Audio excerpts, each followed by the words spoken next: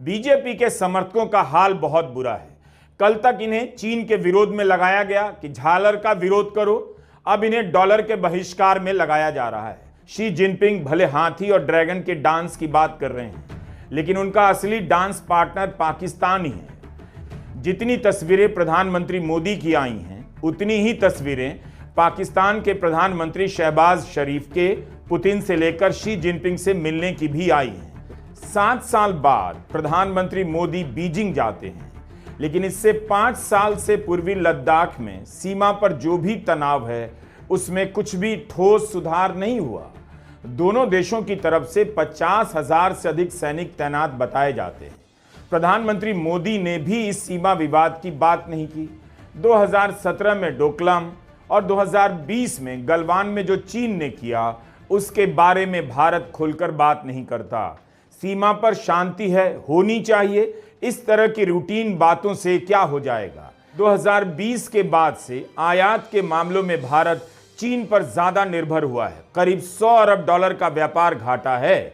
भारत चीन से सामान खरीदता रहा।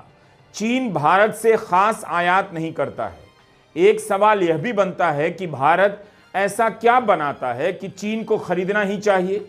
चीन जरूर कुछ ऐसा बनाता है जिसका विकल्प दूसरे बाजार में भारत के लिए उपलब्ध नहीं। तभी सीमा विवाद के बाद भी भारत चीन से आयात करता रहा। बताना यह चाहिए कि एससीओ की बैठक के बाद भारत और चीन के बीच सामरिक रिश्तों में क्या बदलाव आया। क्या कोई ऐसी बराबरी नजर आती है जिससे लगे कि दोनों दोस्त एक अच्छे डांस पार्टनर की तरह डांस करने के लिए तैयार हैं। और शी जिनपिंग भले हाथी और ड्रैगन के डांस की बात कर रहे हैं, लेकिन उनका असली डांस पार्टनर पाकिस्तान ही है, जिसे वे अपनी उंगलियों पर नचाते होंगे या उसके साथ डांस करते होंगे। जितनी तस्वीरें प्रधानमंत्री मोदी की आई हैं, उतनी ही तस्वीरें पाकिस्तान के प्रधानमंत्री शहबाज शरीफ के पुतिन से लेकर शी जिनपिंग से मिलने की भी आई हैं। रूस के राष्ट्रपति पुतिन और शहबाज शरीफ की बातचीत हुई और पुतिन ने पाकिस्तान को पारंपरिक मित्र कहा है। प्रधानमंत्री मोदी की मुलाकाती तस्वीरों को लेकर गोदी मीडिया जितनी चाहे उतनी तारीफ कर ले, प्रोपेगेंडा कर ले, लेकिन उन्हें भी पता है कि सच्चाई क्या है। चीन सम्मेलन के बाद बीजिंग में मिलिट्री परेड के दौरान पाकिस्तान के प्रधानमंत्री शहबाज शरीफ भी नजर आए। रूस के राष्ट्रपति पुतिन और उत्तरी कोरिया के राष्ट्रपति किम जोंग भी। चीन पाकिस्तान का साथ नहीं छोड़ेगा और भारत कभी पाकिस्तान की मदद करने के लिए चीन का नाम नहीं लेगा। ऑपरेशन सिंदूर के बाद कई महीने गुजर गए, लेकिन भारत ने अभी तक आधिकारिक तौर पर चीन की भूमिका का नाम नहीं लिया। भारतीय सेना के उपाध्यक्ष lieutenant general Rahul R Singh ने कहा है कि भारत की लड़ाई पाकिस्तान से नहीं, चीन से भी थी। हमारा मानना है कि कनेक्टिविटी के हर प्रयास में संप्रभुता और क्षेत्रीय अखंडता का सम्मान होना चाहिए। प्रधानमंत्री मोदी ने डांस के प्रस्ताव का जवाब डांस से नहीं दिया। वे पड़ोसी और अधिक आबादी के नाते भारत और चीन के साथ आने की बात कर रहे हैं, जो बताता है कि उनका भरोसा चीन में अभी ज्यादा नहीं है। चीन की महत्वाकांक्षी योजना बॉर्डर रोड इनिशिएटिव में भारत शामिल नहीं है।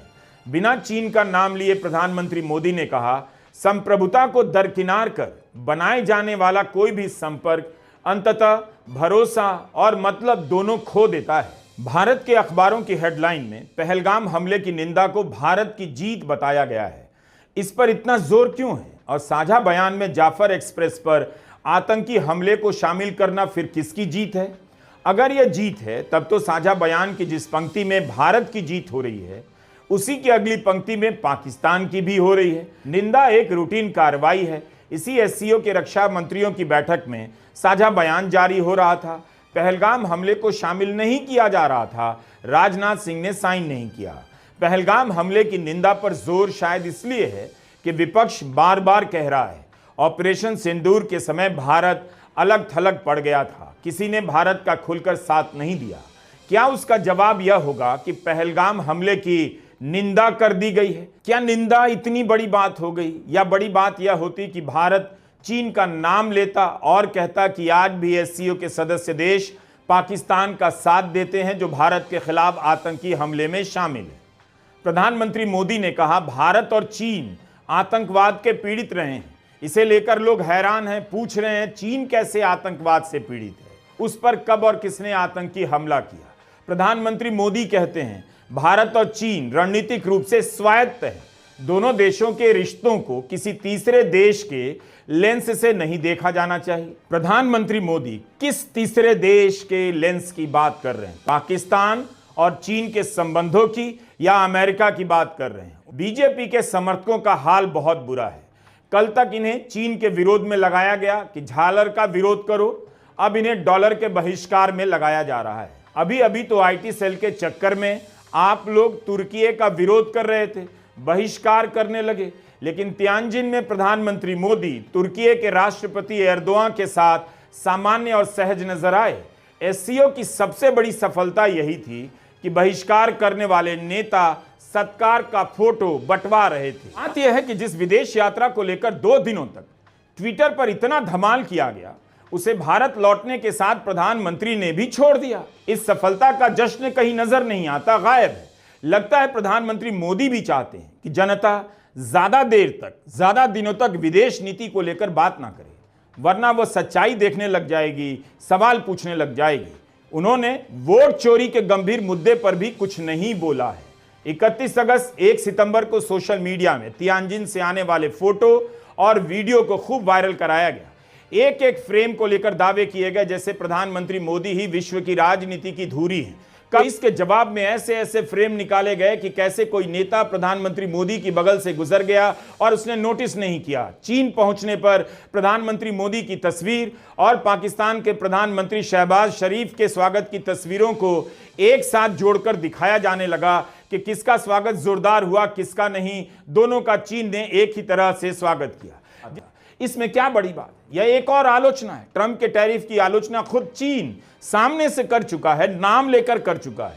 चीन के अलावा कई और देश हैं जो नाम लेकर ट्रंप की नीतियों की और ट्रंप की आलोचना कर चुके हैं। अकेले भारत है जिसने नाम लेकर चुनौती नहीं दी। भारत के प्रधानमंत्री मोदी ने कभी ट्रंप का नाम नहीं लिया।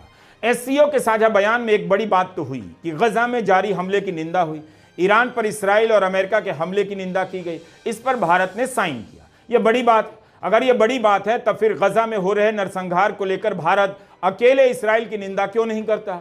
एक एंगल अमेरिका का है, वो इस बैठक को कैसे देख रहा है। एससीओ की बैठक में क्या हुआ, इसे लेकर अभी विश्लेषण चलते रहेंगे। जैसे जैसे विश्लेषण आएंगे आप उन्हें पढ़ते रहिए।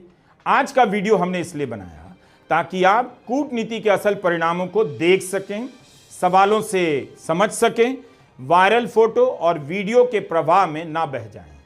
अब और अपने साथ इस तरह का धोखा मत होने दीजिए।